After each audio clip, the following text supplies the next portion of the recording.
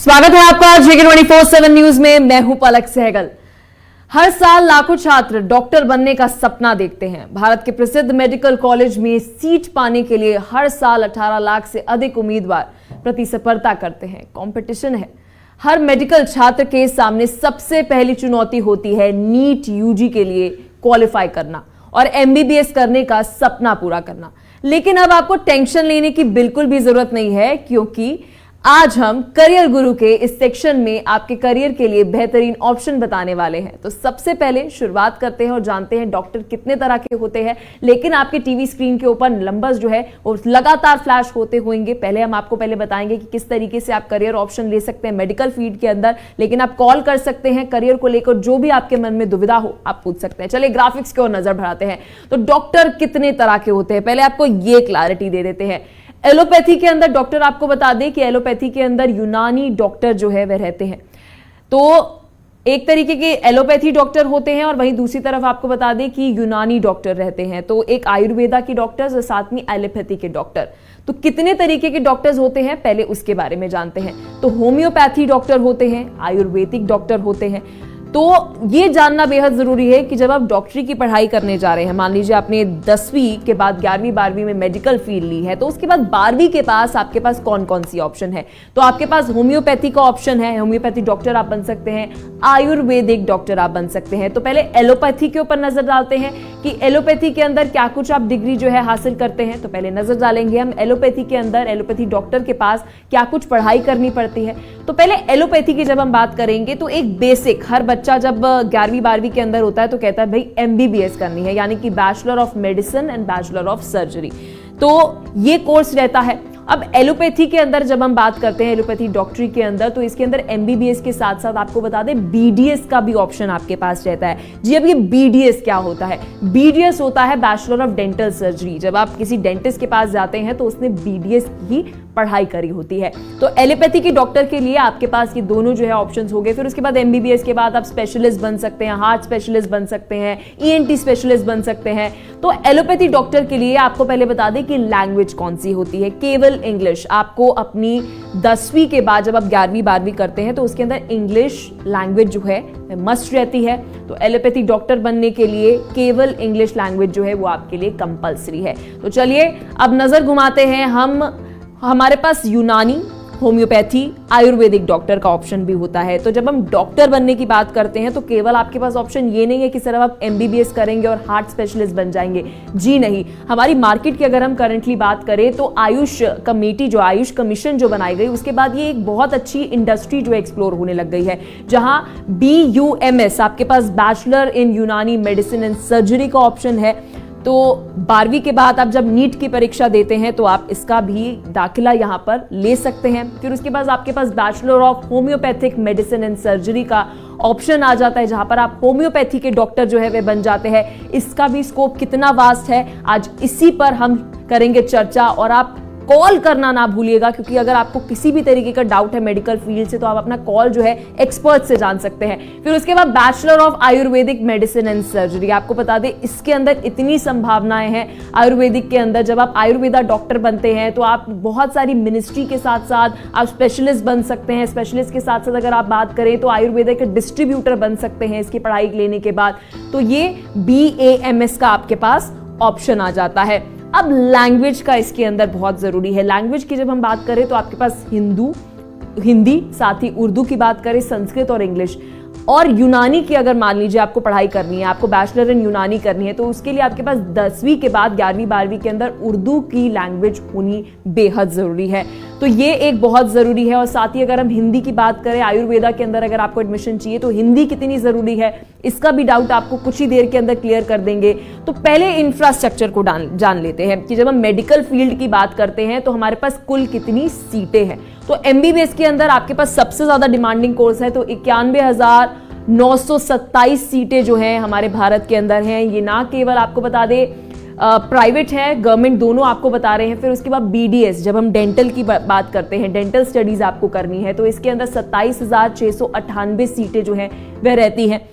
दूसरा सबसे ज्यादा डिमांडिंग कोर्स है। फिर उसके बाद हम बात करते हैं आयुर्वेदा, यूनानी और साथ ही होम्योपैथी का। अगर आपको डॉक्टर बनना है तो उसके लिए कितनी सीट्स हैं अगर आपको पढ़ाई करनी है? 52,720। आपको बता दें 2014 के अंदर जब आयुष कमेटी जो है, आयुष कमीशन जो है लाई गई, उसके बाद इसको इंफ्रास्ट्रक्चर को बहुत ज्यादा आगे बढ़ाया गया ताकि आयुष मंत्रालय द्वारा इस शिक्षा को भी प्राथमिकता जो है वह दी गई। तो भारत में मेडिकल सीटें कितनी है ये आप सभी को जानकारी दी, क्योंकि बेहद जरूरी है जानना कि आप जिस कंपटीशन में जा रहे हैं कितनी सीटों के लिए आप कंपटीशन में हैं। तो अब जानते हैं कि डॉक्टर बनने के लिए प्रक्रिया क्या होती है। देखिए प्रक्रिया तो बहुत मुश्किल होती है, लेकिन बेसिक आपको क्या करना है जब आप 11वीं 12वीं के बाद बात करते हैं तो 10वीं के बाद आपको बता दें आपके पास सब्जेक्ट रहते हैं फिजिक्स, केमिस्ट्री, बायोलॉजी के सब्जेक्ट आपको लेने जरूरी हैं। आप नॉन मेड फील्ड में जाकर ये एक्सपेक्टेशंस नहीं रख सकते कि आप नीट की परीक्षा दे रहे हैं, आपको बायोलॉजी का सब्जेक्ट लेना मस्ट है।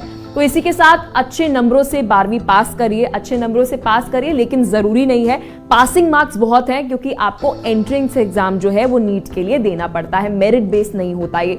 तो नीट यूजी एग्जाम आप क्वालिफाई करिए। नीट यूजी आप जैसे ही एग्जाम को क्वालिफाई करेंगे उसके अंदर आपका स्कोर जो है वह बताएगा कि आपको कहां पर सीट मिल रही है। एमबीबीएस के अंदर सीट मिल रही है या फिर आपको यूनानी पढ़ाई करनी है या आयुर्वेदिक पढ़ाई करनी है, तो अलग अलग आपको बता दें सीट्स के लिए अलग अलग जो है मार्क्स रहते हैं।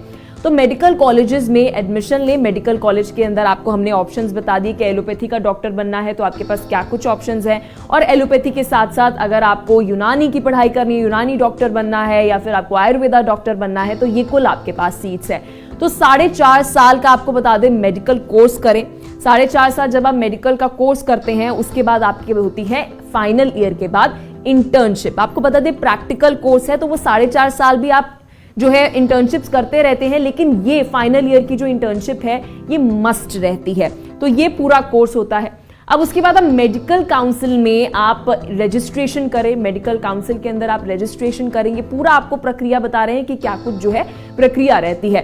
तो नीट यूजी एग्जाम क्वालिफाई कर लिया, मेडिकल कॉलेज में एडमिशन ले लिया, 4.5 साल मेडिकल कोर्स की पढ़ाई कर ली, फाइनल ईयर के बाद इंटर्नशिप कर ली, तो इसके बाद काउंसिल में गए आप, उसके बाद फिर प्राइवेट आपको बता दें कि प्रैक्टिस या जॉब की तैयारी शुरू कर दीजिए। कई बार अक्सर देखने को मिलता है इस दौरान भी आपको इंटर्नशिप जो है वह करनी पड़ती है। तो ये पूरा आपके पास मेडिकल कोर्स की जब हम बात करते हैं, एमबीबीएस के साथ साथ अगर हम बात करते हैं यूनानी, आयुर्वेदा, ये सब तमाम आपके पास ऑप्शन है। तो आज के करियर गुरु सेक्शन के अंदर अब आपके मन में बहुत सारे सवाल आ रहे होंगे जी कि कौन सा करियर मेरे लिए बेस्ट रहेगा। तो चिंता मत करिए, हमारे साथ एक्सपर्ट्स हैं और एक्सपर्ट से आप सवाल पूछ सकते हैं। नंबर्स लगातार आपके ऊपर फ्लैश होते रहेंगे, तो आप लगातार उसका सवाल पूछने के लिए आप कॉल करिए उन नंबर्स में। तो इस कार्यक्रम में तमाम गेस्ट भी जुड़ेंगे और साथ ही हम इन सभी स्टूडेंट्स के ऑनलाइन सवाल लेंगे और आप सवाल जो है हमसे पूछिए कि आपको मेडिकल फील्ड को लेकर, एमबीबीएस को लेकर, आयुर्वेदा को लेकर क्या कुछ सवाल हैं। जिनके मन में एलोपैथी के हैं, होम्योपैथी के हैं, आयुर्वेदिक कोर्स को लेकर कंफ्यूजन बनी हुई है, टीवी स्क्रीन पर नंबर आप देख सकते हैं, तो इसी नंबर पर फोन लगाइए, अपना सवाल पूछिए, एक्सपर्ट्स आप सभी को जवाब देंगे जो भी आपके मन में सवाल हो। तो ये नंबर्स जो हैं आपकी टीवी स्क्रीन के ऊपर फ्लैश हो रहे हैं, आप कॉल लगाइए और एक्सपर्ट से जानिए कि क्या है आपके लिए बेस्ट करियर ऑप्शन। और आज हमारा जो विषय है वो ये रहेगा कि मेडिकल फील्ड के अंदर, एमबीबीएस के अंदर आपके पास क्या कुछ ऑप्शंस हैं। एमबीबीएस से ज्यादा हम एक्सप्लोर आज करेंगे आयुर्वेदा को, यूनानी को और साथ ही होम्योपैथी को, क्योंकि एमबीबीएस के लिए तो हर कोई चला जाता है। इस फील्ड के लिए क्या कुछ आपके पास ऑप्शन है, टीवी स्क्रीन के ऊपर आपके नंबर्स, इन नंबर पर कॉल करिए। मेडिकल फील्ड से जुड़ी जो भी आपके मन में दुविधा हो आप पूछिए, क्योंकि सवालों के जवाब आपको एक्सपर्ट्स देंगे। एक्सपर्ट्स के साथ जो स्टूडेंट्स अभी पढ़ाई कर रहे हैं इस फील्ड के अंदर, वो आप सभी को जवाब देंगे, बताएंगे कि आप कौन सा बेस्ट करियर ऑप्शन आपके लिए रहेगा। क्योंकि बेहद जरूरी है जानना कि कल को जब आप कोई करियर ऑप्ट कर रहे हैं तो उसके अंदर संभावनाएं कितनी है और संभावनाओं से ज्यादा क्या आपका पैशन भी है। तो आज बात करेंगे हम कि मेडिकल फील्ड के अंदर आयुर्वेदा, साथ ही यूनानी और साथ ही होम्योपैथी में क्या कुछ आपके पास करियर ऑप्शंस है। तो हमारे मेहमान हमारे साथ जुड़ गए हैं। गोपाल सिंह हमारे साथ हैं, एमबीबीएस के छात्र हैं। डॉक्टर वसीम अहमद हमारे साथ BUMS से, मंत्रालय, आपको बताते हैं आयुष मंत्रालय से हैं ये, और साथ ही आशीष भाटी हमारे साथ करियर काउंसलर हैं। बहुत बहुत शुक्रिया आप तीनों का अपना कीमती समय हमें देने के लिए। सबसे पहले आशीष, मैं आपके पास आना चाहूंगी, ये एक हमारे स्टिग्मा क्यों है सोसाइटी के अंदर? हम देखते हैं कि जब भी कोई बच्चा पढ़ाई कर रहा है मेडिकल की तो उसे एमबीबीएस के लिए ही जाना है। क्यों आयुर्वेदा का डॉक्टर उसको नहीं बनना? क्यों उसे होम्योपैथी का डॉक्टर नहीं बनना? क्या यहां पर आगे जाके स्कोप नहीं है क्या? जी आशीष।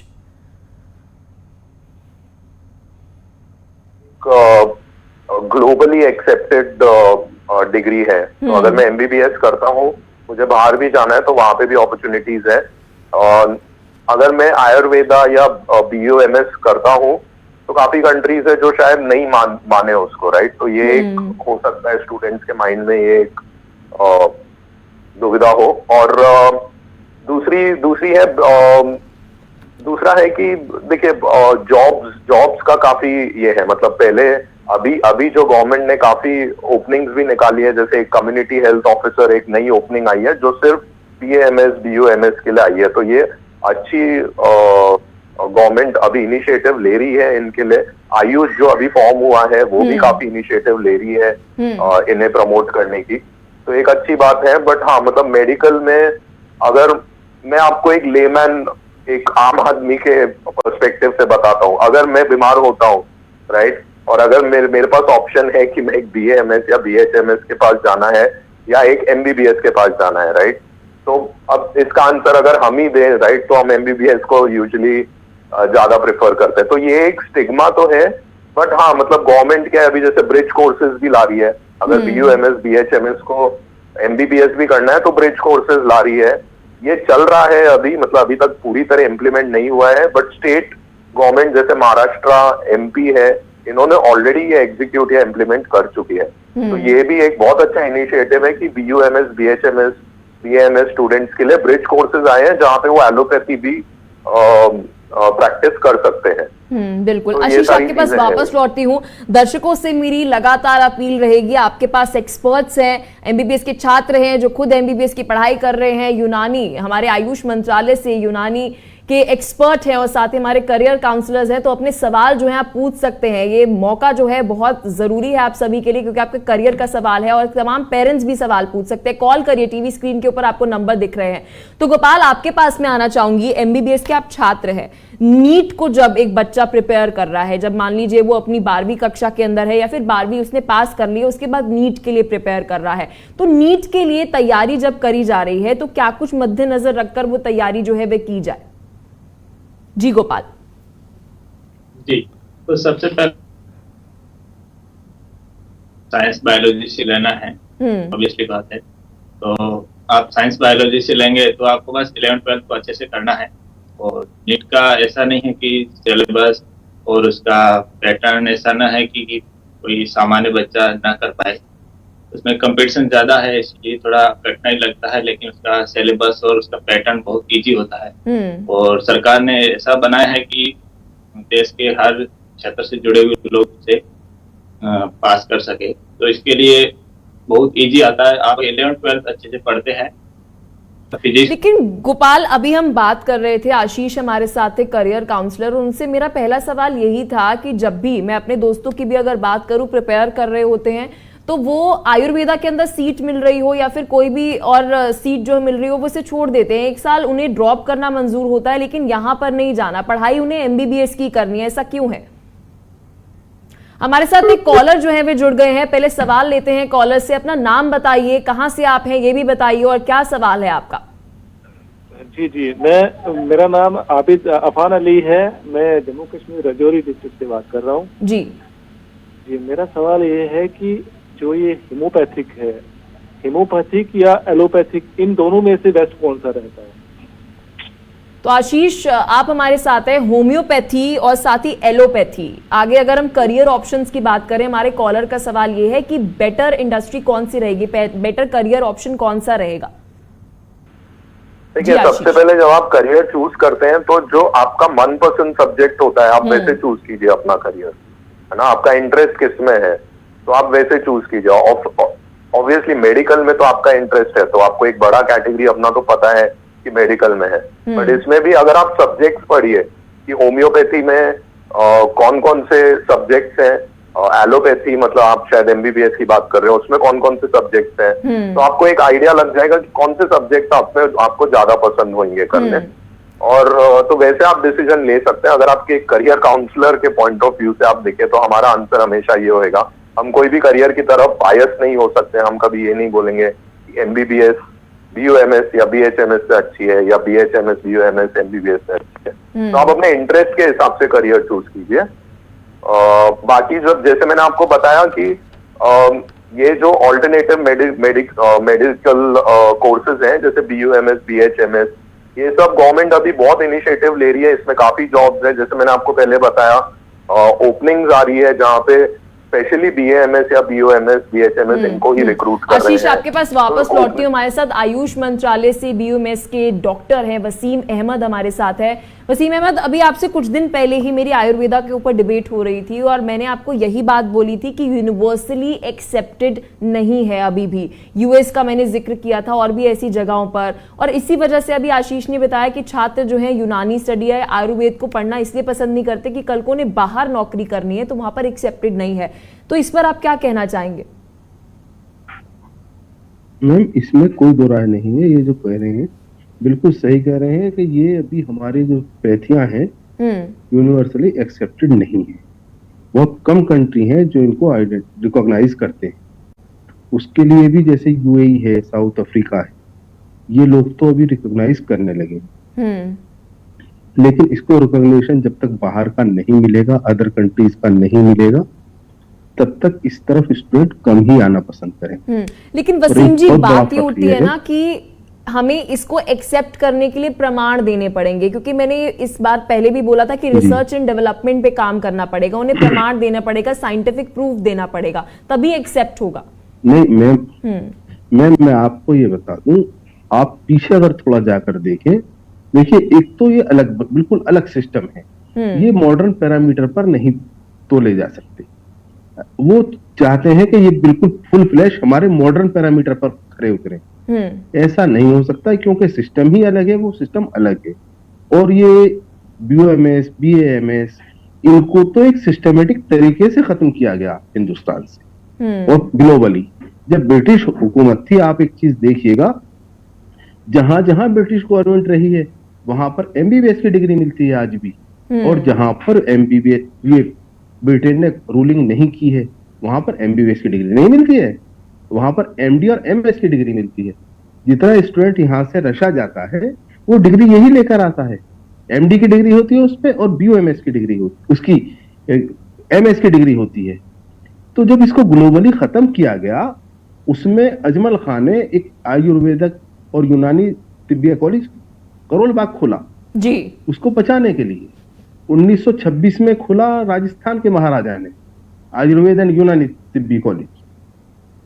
तो ये कोशिशें होती रही हैं। आयुष मंत्रालय अब इस पर काम कर रहा है इस चीज के लिए कि इसे ग्लोबली एक्सेप्ट किया जाए। और ऐसा होता है कि एक मेडिसिन भी अगर किसी पैरामीटर पर नहीं उतरी सही तो एक हंगामा कर दिया जाता है, मीडिया को उतार दिया जाता है ताकि ये पूरी तरह से एक्सेप्टेड नहीं। एक और हमारी परेशानी की बात यह है कि जो हमारे लोग हैं वो खुद ये कहने लगे हैं, जैसे आपने पिछले डिबेट में मुझसे बात कर रहे थे, तो कि भाई इसको हम एडजुवेंट थेरेपी के तौर पर लेकर जाएं। जब हम खुद ही इस चीज को ही मानने लग जाएं कि भाई हम इसे adjuvant therapy as a adjuvant therapy दिखाएंगे तो कौन हमें मानेगा। अब जब से हिंदुस्तान के अंदर आयुष मंत्रालय ने अलग हॉस्पिटल खोलने शुरू किए हैं, हिंदुस्तान के बड़े हॉस्पिटल में सब में ही ओपीडी शुरू की है, आईपीडी शुरू की है। कोरोना के वक्त में बकायदा आयुर्वेदा और यूनानी को अलग से अवार्ड दिए कि भाई आप लोग भी इसमें देखिए क्या कर सकते हैं। आपके पास वसीम जी वापस लौटती हूँ। दर्शकों से मेरी अपील रहेगी, आप सभी के सवाल एक्सपर्ट्स जो है जवाब देंगे। आपकी टीवी स्क्रीन के ऊपर नंबर फ्लैश हो रहे हैं, कॉल करिए और अपना सवाल पूछिए, चाहे हो एमबीबीएस या हो यूनानी या हो आयुर्वेदा, कोई भी आपका मेडिकल फील्ड को सवाल हो आप पूछिए।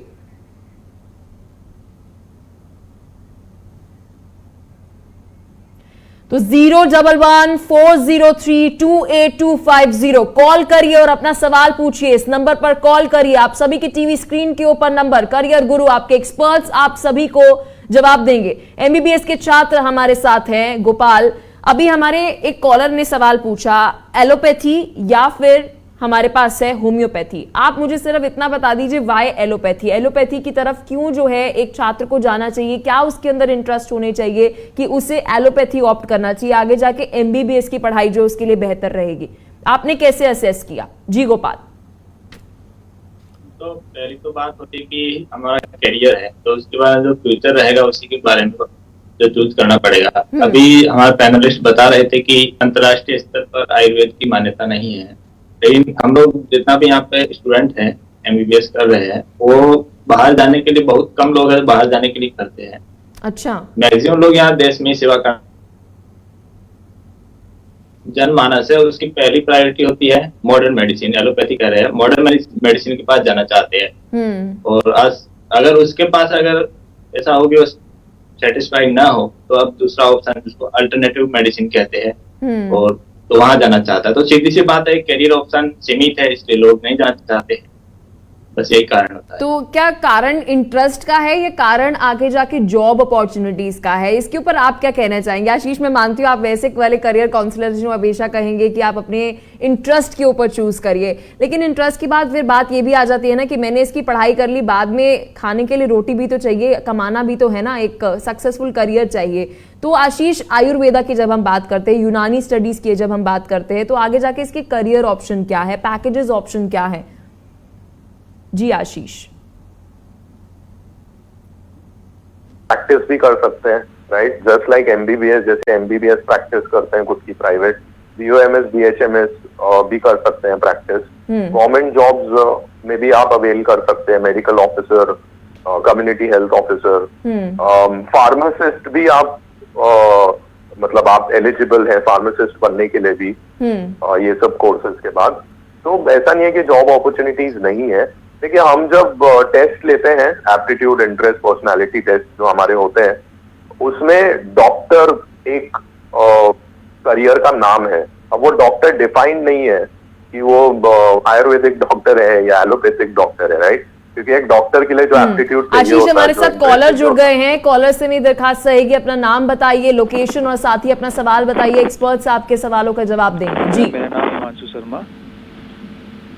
जी, आप तक आवाज पहुंच रही है हमारी? जी जी जी जी मैम, मेरी आवाज पहुंचे आप तक? जी जी, अपना सवाल बताइए। मैम, मेरा सवाल जो करियर काउंसलर है आशीष भाटी जी से रहेगा कि मैं अभी नीट की तैयारी कर रहा हूँ, अगर बाई चांस मेरा एमबीबीएस में नहीं हो पाता है, तो उसके बाद मेरा बीयूएमएस, बीएचएमएस या बीएएमएस, इसमें से किसमें स्कोप है? क्या मेरे लिए ठीक रहेगा?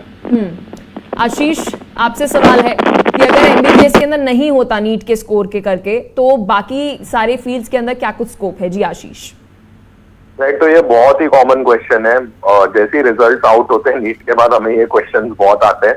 अब इसमें हमें पहले समझना पड़ता है कि स्टूडेंट क्या चाहता है। अब ठीक है, वो नीट में नहीं क्वालिफाई हो पाया, ये चाहता है कि एमबीबीएस में हो जाए, लेकिन स्कोर नहीं आया, तो इसलिए सेटल फॉर लेस करना पड़ रहा है। तो कोई स्टूडेंट्स बोलते हैं कि हमें हमारे नाम के आगे डॉक्टर चाहिए ही, राइट? मतलब हमें डॉक्टर बनना ही है। तो अगर डॉक्टर आपको बनना ही है, तो बीएएमएस, बीएचएमएस, बीयूएमएस, इसमें आपको डॉक्टर का सैल्यूटेशन मिलता है, राइट? तो ये है। कोई स्टूडेंट बोलते हैं कि मुझे ठीक है इसमें नहीं जाना है, बट मेरे को और भी ऑप्शंस एक्सप्लोर करने हैं, बट सिर्फ मेडिकल में ऑप्शंस एक्सप्लोर करने हैं, राइट? तो उसमें माइक्रोबायोलॉजी या कोई जेनेटिक्स या ये सब चीजों में भी, बट मेडिकल भी फील्ड में रहना है। बट जरूरी नहीं है कि हम डॉक्टर की तरफ ही जाएं या ऐसा। तो वैसे हमें समझना पड़ता है क्या है। कोई स्टूडेंट बोलता है कि मेडिकल नहीं हुआ तो भी हम ठीक है, हम साइकोलॉजी में भी जा सकते हैं, राइट? हमें अभी क्योंकि हम क्वालिफाई नहीं हुए हैं, तो हम इसको एक अपॉर्चुनिटी लेते हैं कि दूसरे करियर में भी। कॉलर का सवाल ये है कि अगर हम आयुर्वेदा, होम्योपैथी और यूनानी, ये तीन उन्होंने जिक्र करा, तो इन तीनों में से बेस्ट ऑप्शन जो है क्या रहेगा? क्या जो है उनके लिए बेस्ट ऑप्शन रहेगा आगे जाके? कहां पर अच्छी वो है जॉब अपॉर्चुनिटीज? देखिए, ये क्वेश्चन ये बहुत मुश्किल है जानना, क्योंकि जॉब अपॉर्चुनिटी तीनों में लगभग सेम ही है। बीएएमएस, लेकिन अगर आप थोड़ा स्टडी मतलब इंटरनेट पे देखेंगे, थोड़े ब्लॉग्स या फोरम्स पढ़ेंगे, तो लोग लिखते हैं कि बीएएमएस में अभी ज्यादा आयुर्वेदा में, होम्योपैथिक, इंडिया की बात कर रहा हूं मैं, कि BAMS, BMS में ज्यादा स्कोप है, या मतलब सेकंड फेमस डिग्री है ये आयुर्वेदा। वसीम जी आपके पास मैं आना चाहती हूँ, जैसे अगर मान लीजिए कल को किसी को फार्मासिस्ट बनना है या फिर मान लीजिए उसको डिस्ट्रीब्यूटर बनना है, तो उसके लिए भी कोई इसकी BUMS की पढ़ाई जो है और साथ ही BMS की पढ़ाई जो है वो जरूरी रहेगी डिस्ट्रीब्यूटर बनने के लिए, अगर कल को डिस्ट्रीब्यूटर बनना है तो? जी वसीम जी। उसके लिए BMS होना जरूरी नहीं है, बी फार्मा यूनानी सिस्टम से होता है। बी फार्मा यूनानी सिस्टम से होता है, जो उनको अगर किसी को फील्ड में जाना है तो अलग से वो B pharma D pharma degree ले सकता है। उसके लिए BMS डॉक्टर होना जरूरी नहीं है। और साथ ही अगर फार्मासिस्ट की बात करें तो बात होगी डिस्ट्रीब्यूटर की। फार्मासिस्ट अगर बनना है, रिसर्च एंड डेवलपमेंट में जाना है, तो इसके लिए हायर स्टडीज जो है वो क्या कुछ रहेंगी? इसके अंदर भी स्पेशलिस्ट होते हैं रिसर्च एंड डेवलपमेंट में जाने के लिए? बी फार्मा और एम फार्मा भी इसमें कर सकते हैं यूनानी में, ऐसा है। हमदर्द यूनिवर्सिटी कराता है इसमें, बी फार्मा एम फार्मा भी कराता है। और अगर बात करें हम रिसर्च एंड डेवलपमेंट की, क्योंकि इससे पहले भी हम बात कर रहे थे कि रिसर्च एंड डेवलपमेंट में अगर भारत की बात करते हैं तो बहुत ज्यादा काम करने की इसके ऊपर जरूरत है। तो जैसे हम देखते हैं PhD जो है वो और सारी फील्ड्स के अंदर होती है, तो इसके अंदर क्या कुछ PhD होती है, BMS के बाद MD और MD के बाद PhD होती है इसमें। तो उसके लिए किस तरीके की तैयारी जो है वसीम जी करनी पड़ती है? वो जो स्टूडेंट पोस्ट ग्रेजुएशन कर लेते हैं BMS से, वही लोग PhD भी कर सकते हैं इसमें। जिस तरह से MBBS के लिए वही लोग क्वालिफाई कर सकते हैं जो MD करते हैं और MS करते हैं PhD के लिए।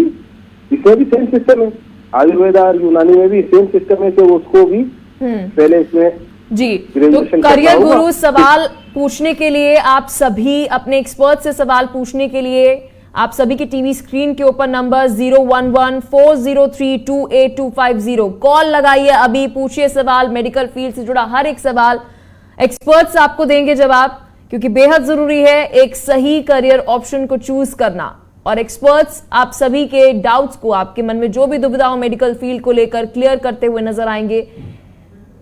तो गोपाल, सवाल मेरा आपसे रहेगा, अभी एक स्टडी में देख रही थी, उसके अंदर बता रहे थे कि एलोपैथी के अंदर ऐसा देखने को मिलता है अक्सर कि बहुत सारे लोगों की जान बचती तो है, लेकिन बहुत सारे लोगों की एलोपैथी के अंदर जान जो है वो चली भी जाती है। हमारे साथ कॉलर जो है वो जुड़ गए हैं, आपसे सवाल मैं लूंगी गोपाल। तो कॉलर से मेरी रिक्वेस्ट रहेगी, प्लीज अपना नाम बताइए, लोकेशन बताना ना भूलिएगा, और अपना सवाल बताइए और किससे रहेगा आपका सवाल। जी मैम, मेरा नाम रितिका सुमरान है, सहारनपुर से। जी रितिका। मैम, मेरा सवाल वसीम सर से है, क्या BUMS में उर्दू आनी जरूरी है? बहुत जरूरी सवाल आपने पूछा है वसीम जी, इसका जवाब दीजिए, उर्दू आनी जरूरी है? तो यही है रूल के भाई इसमें 12th उर्दू का पास होना उर्दू से जरूरी है। तो क्या 10वीं कक्षा तक उर्दू पढ़ी हुई हो या फिर 11वीं और 12वीं के अंदर भी उर्दू जो है वो जरूरी है सब्जेक्ट के तौर पर? 12th क्लास जरूरी है। जी वसीम जी दोबारा दोहराइए, आपके आवाज मेरे तक नहीं है।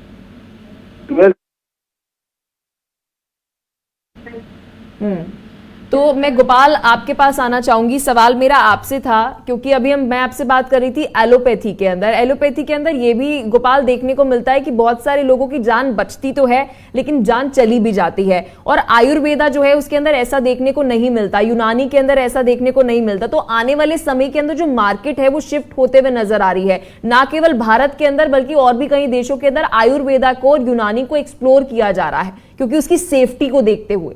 तो क्या आगे जाकर ये देखने को मिल सकता है कि इसकी मार्केट बहुत ज्यादा एक्सप्लोर हो रही है, आयुर्वेदा और यूनानी की और होम्योपैथी की? जी गोपाल।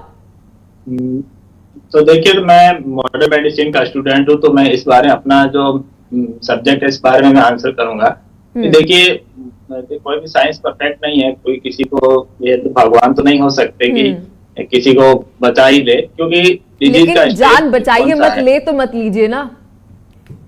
नहीं, ऐसा नहीं है कि हम प्रयास पूरा करते हैं, लेकिन ऐसा है कि बीमार जो पेशेंट है उसका बीमारी किस स्टेज की है।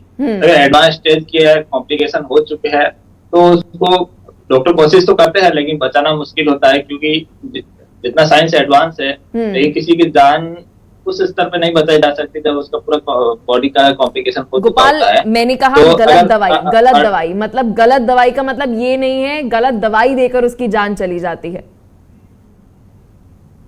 इस पर आप क्या कहना चाहेंगे आशीष? क्योंकि ये रिसर्च मैं आपको बता रही हूँ कि आयुर्वेदा और यूनानी और साथ ही होम्योपैथी में ये पाया गया कि अगर दवाई कोई ले रहा है तो उसकी कोई साइड इफेक्ट नहीं है। ऐसा नहीं है कि जान जोखिम में चली जाएगी, लेकिन एलोपैथी में कई बार ऐसा देखने को मिलता है। कुछ 20 करोड़ का आंकड़ा जो है वो बता रहे थे कि 20 करोड़ लोगों की जान इस वजह से चली जाती है क्योंकि वो एलोपैथी की गलत दवाई जो है वो कंज्यूम कर लेते हैं। क्यों आने वाले समय में हम देख सकते हैं कि इंटरनेशनली आयुर्वेदा, यूनानी और होम्योपैथी एक्सेप्ट होते हुए नजर आएगी? जी आशीष। नहीं तो देखिए, वो बीमारी पे डिपेंड करता है कि क्या बीमारी है और कितनी जल्दी उसको डायग्नोज किया गया है। तो कोई बीमारियां हैं जहाँ पे आयुर्वेदिक मेडिसिन काम करती है, जैसे मैं भी लेता हूँ आयुर्वेदिक मेडिसिन।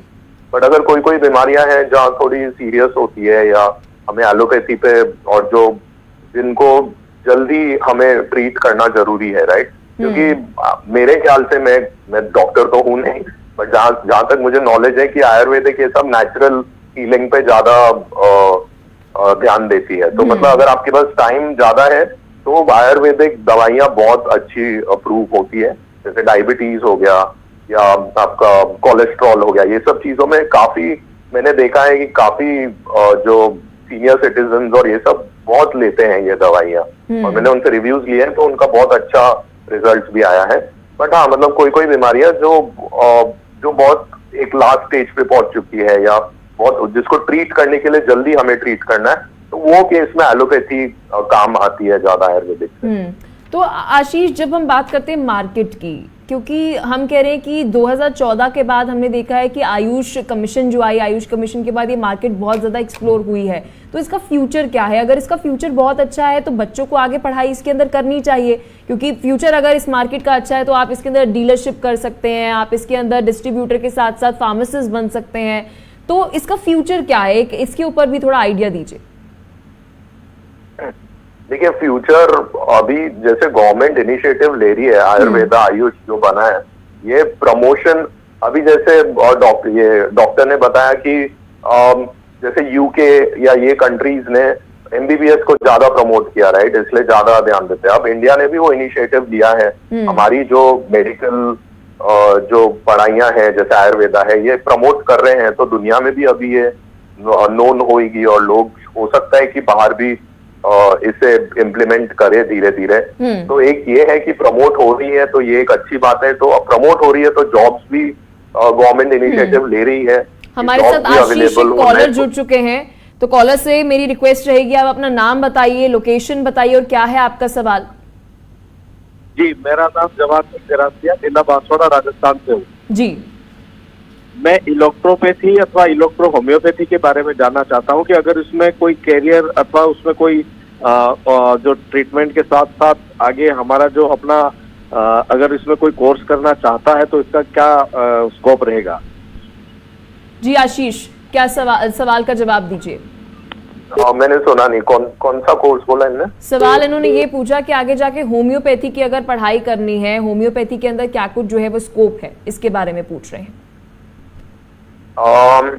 देखिए, होम्योपैथी जैसा मैंने बताया कि तीसरा वेल नोन, मतलब आयुर्वेदा के बाद अगर हम दवाइयां दूसरी लेते हैं तो होम्योपैथी की लेते हैं, राइट? तो आयुर्वेदा और होम्योपैथी ऑलमोस्ट सिमिलर स्कोप है।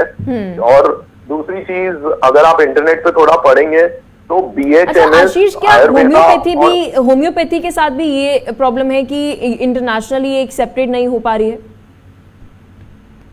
होम्योपैथी ज्यादा एक्सेप्टेड है आयुर्वेदा और यूनानी से।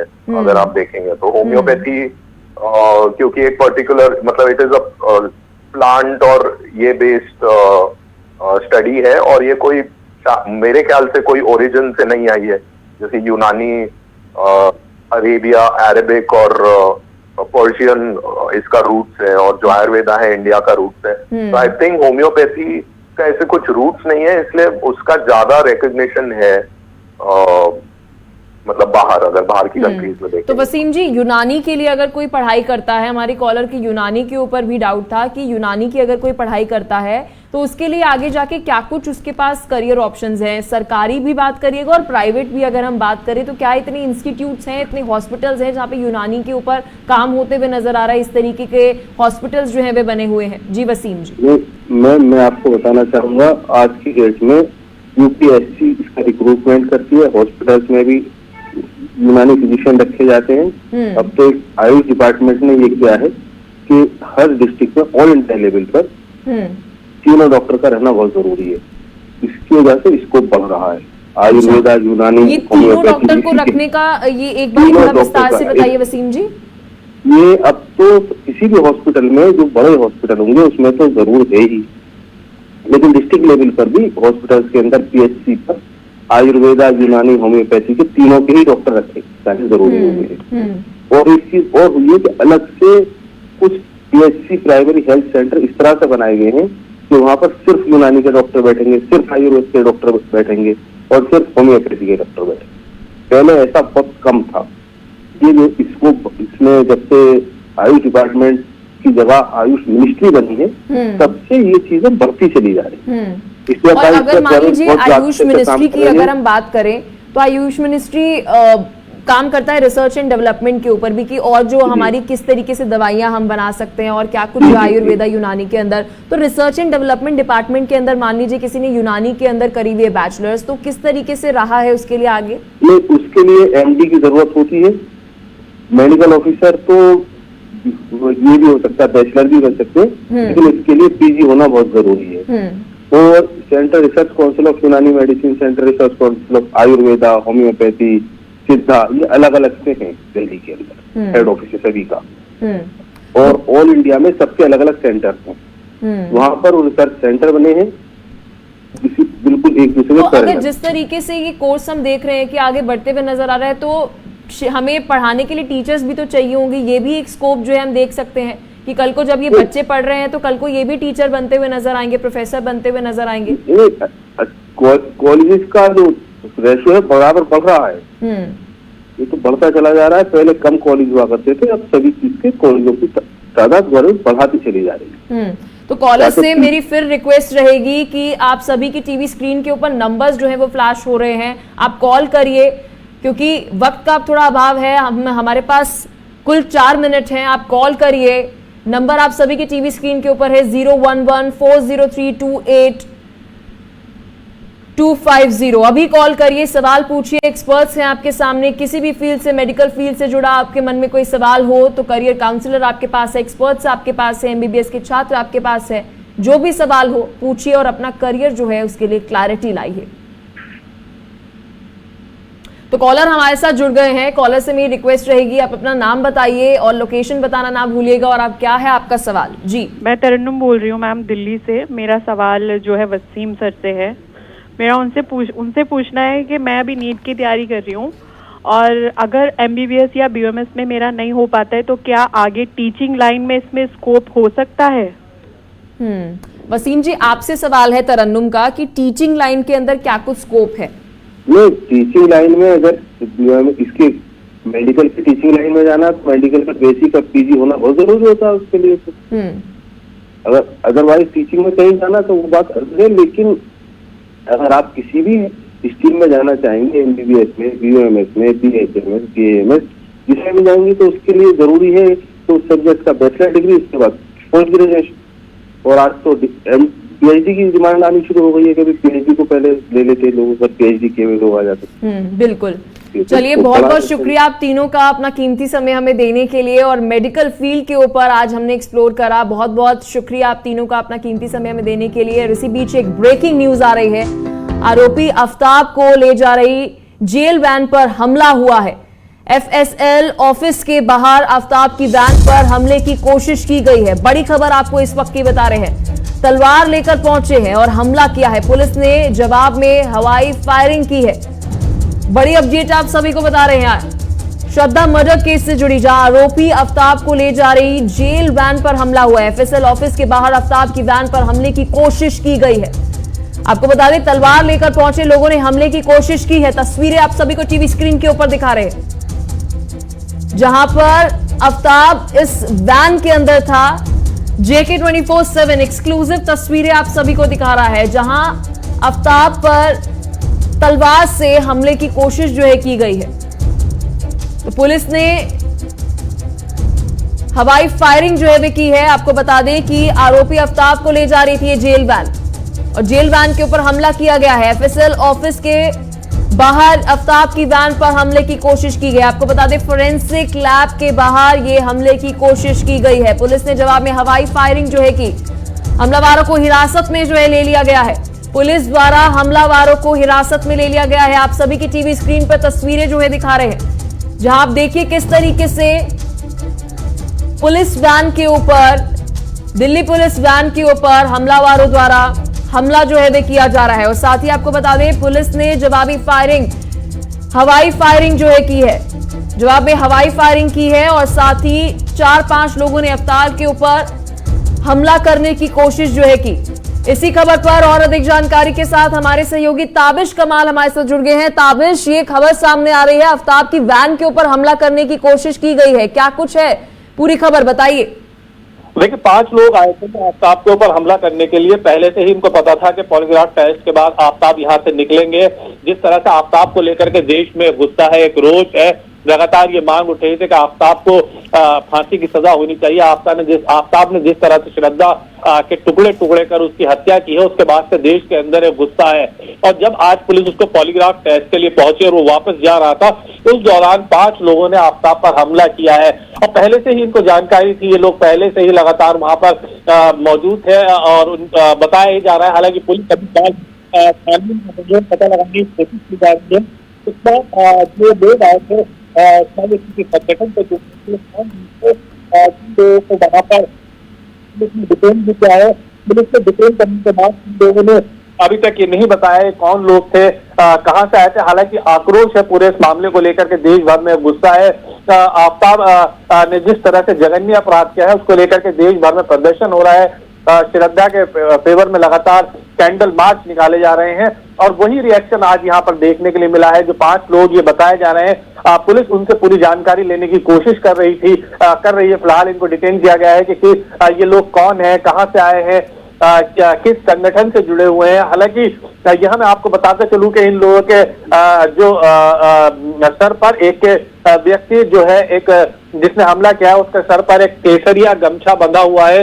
उसके अलावा बाकी के जो 4 लोग हैं वो भी किसी संगठन से जुड़े हुए बताए जा रहे हैं। हालांकि पुख्ता जानकारी जब तक नहीं कह सकते हैं। आप ताबिश खबर पर बने रहिएगा, जब आपको जानकारी जो है मिले आपसे हम लेते रहेंगे हर एक जानकारी। आप खबर पर बने रहिएगा। तो खबर आपको बता दें दिल्ली से है, जहां दिल्ली पुलिस की वैन के ऊपर आपको बता दें 4-5 लोगों ने आफ्ताब की पुलिस वैन के ऊपर हमला जो है वह किया। तो फिलहाल के लिए इस बुलेटिन में इतना ही, लेकिन खबरों का सिलसिला बना रहेगा। देखते रहिए JK24/7 न्यूज।